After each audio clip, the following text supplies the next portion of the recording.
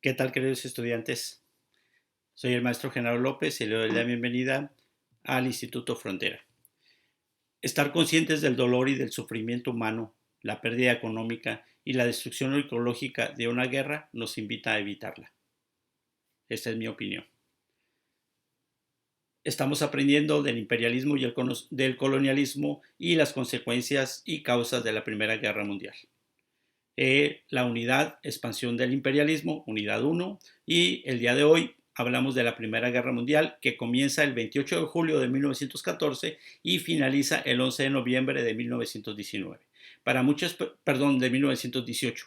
Para muchas personas termina en 1919, porque en 1919 es cuando se firma el Tratado de Paz, pero realmente se deja de disparar el 11 de noviembre de 1918.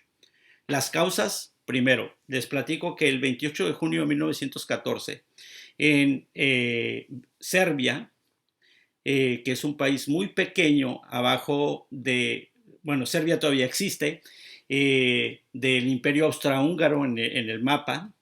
Sí, los serbios siempre tenían ese resentimiento con el Imperio Austrohúngaro, de hecho hasta la fecha todavía tienen conflictos, y pensaban que los iban a querer invadir. El archiduque Francisco Fernando viene de visita con su esposa, si no mal recuerdo se llama Carolina o Catalina, y viene y un adolescente de preparatoria, así como ustedes, de su edad más o menos, hacen una bomba, la bomba se ceba, después el cuate no pasa por donde lo esperaban, entonces pues se queda todo como, siempre no lo vamos a matar, y dice por ahí una narración histórica que este muchacho se mete a comprar un sándwich y cuando va saliendo, un empaderado, y cuando va saliendo ve que viene el carruaje con el emperador Francisco, saca su pistola y lo mata. Y ese asesinato de Francisco es el pretexto del Imperio Austrohúngaro para decir que va a atacar a Serbia. Si Serbia era atacado por el Imperio Austrohúngaro, los franceses iban a defender a Serbia. Pero si eso pasaba, entonces Alemania se iba a unir al Imperio Austrohúngaro para enfrentar a Francia y a Serbia. Pero si eso pasaba, entonces Rusia se iba a meter en el asunto. Pero si Rusia se metía en el asunto, entonces Italia se iba a meter. Pero si Italia se metía, entonces Inglaterra se iba a meter. Y eso es lo que pasa. Y aquí se los platico, la formación de las dos alianzas, ¿no? La triple alianza y la tripendente. Primero la triple alianza compuesta por el Imperio Austrohúngaro, por Italia, por Alemania y posteriormente también por Japón, que se incluye para defender el área del Pacífico y pues impedir que Estados Unidos llegara con sus armas a pelear contra Alemania. Y posteriormente la triple entente, que era la contraparte, que era compuesto por Imperio Ruso, el Reino Unido, y hay que llamarle el Reino Unido porque no era Inglaterra solamente, sino que estaba Inglaterra, estaba Irlanda, estaba Gales, y hay otro país por ahí incluido en el Reino Unido, mientras que y Francia. Posteriormente Estados Unidos entra. Es importante notar esto porque Estados Unidos entra cuando Francia está invadida, cuando Inglaterra está casi destruida y casi invadida, entonces cuando entra. Por eso es que queda como en el gran lugar Estados Unidos, porque todos los demás países están en bancarrota. Cuando platiquemos de por qué Rusia se retira de la guerra, pues entonces Rusia deja de tener presencia mundial y Francia y Estados Unidos, Italia, Alemania, todos están destruidos, Japón está destruido, entonces lo único que hace es que Estados Unidos se convierta en un poder o el único poder en el mundo.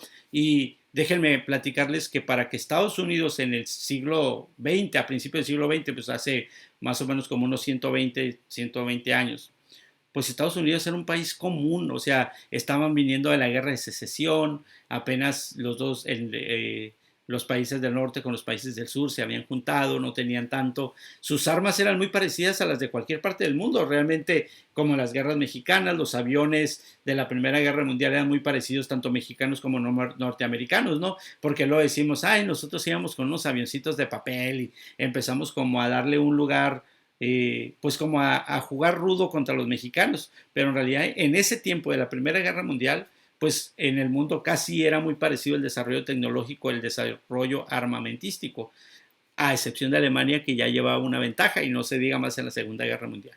La otra es que había conceptos muy radicales sobre el nacionalismo, los países como Italia, como pues el mismo los mismos serbios, ¿no? O sea, es por una cuestión de nacionalismo que matan a este cuate, es una convicción de que porque soy serbio no voy a ser austriaco ni voy a ser húngaro, yo soy serbio.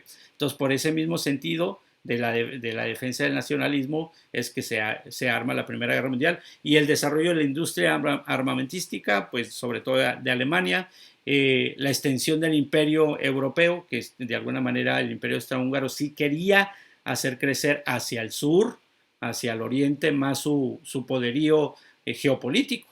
Y las tensiones políticas o geopolíticas de Europa, que les decía, Alemania no atacaba a Rusia, pero tampoco eran aliados, nada más tenían un compromiso de no atacarse, pero por ejemplo Rusia e Inglaterra y Francia sí tenían alianza, que son los que al final se juntan y Estados Unidos se alinea hacia ellos. No existía la Liga de Naciones, no existía las Naciones Unidas, no existía la UNESCO, no existía el Banco Mundial, o sea, todas estas cosas que ahora vemos que nacen después de la Primera Guerra Mundial no las conocíamos, pero es muy importante que vayas sabiendo que ya desde aquí se empieza a notar ese proyecto, ¿no? Pongo estas consecuencias y te pongo aquí el mapa porque quiero que notes el de tu izquierda, dice Europa antes de la guerra, y quiero que notes cómo hay muy poquitos países. Y posterior a la Primera Guerra Mundial o a la Gran Guerra, nacen todos estos.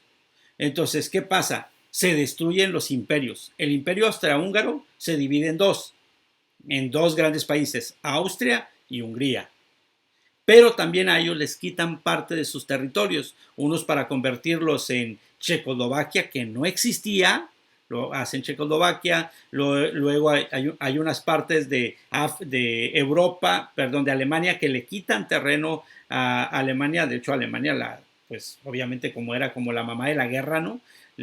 Pues la hacen garras y todo este asunto, aquí creo que comparen los dos mapas, aquí la cartografía que la compares, cómo es gran diferencia entre una y otra.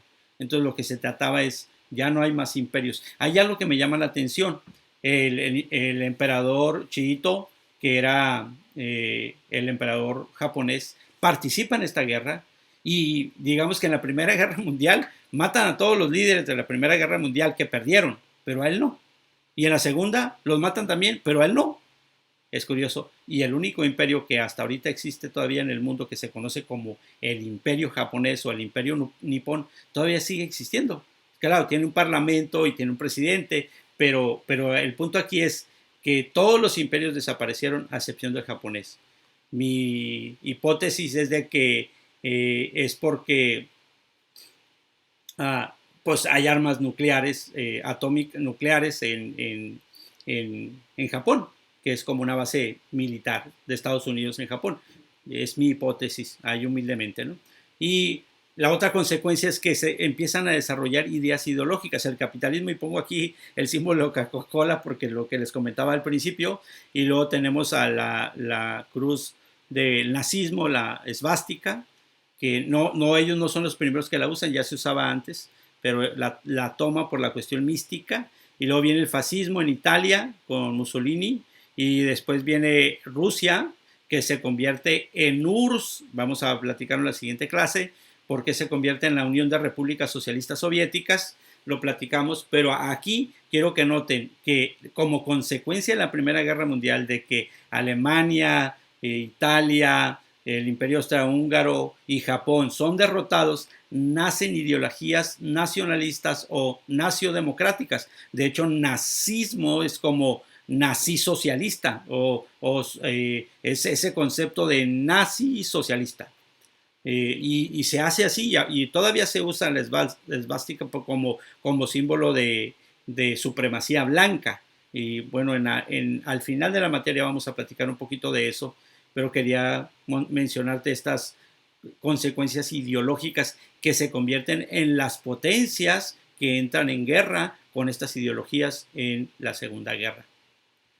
Y te puse aquí no lo hice yo, obviamente está tomado, aquí está de dónde está tomado, pero aquí está platicado cómo se desarrolló toda la guerra en esta gráfica, en este esquema.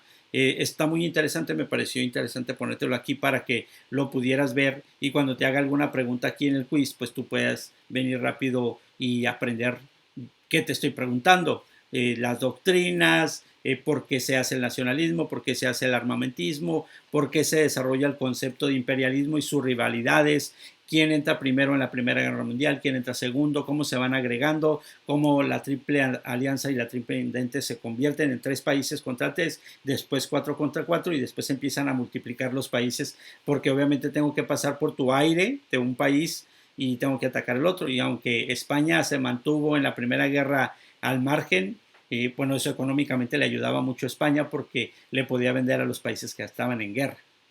Bueno, si tienes alguna pregunta, con toda confianza escríbeme en la plataforma. La paz no tiene banderas ni es nacionalista. Muchas gracias, hasta luego.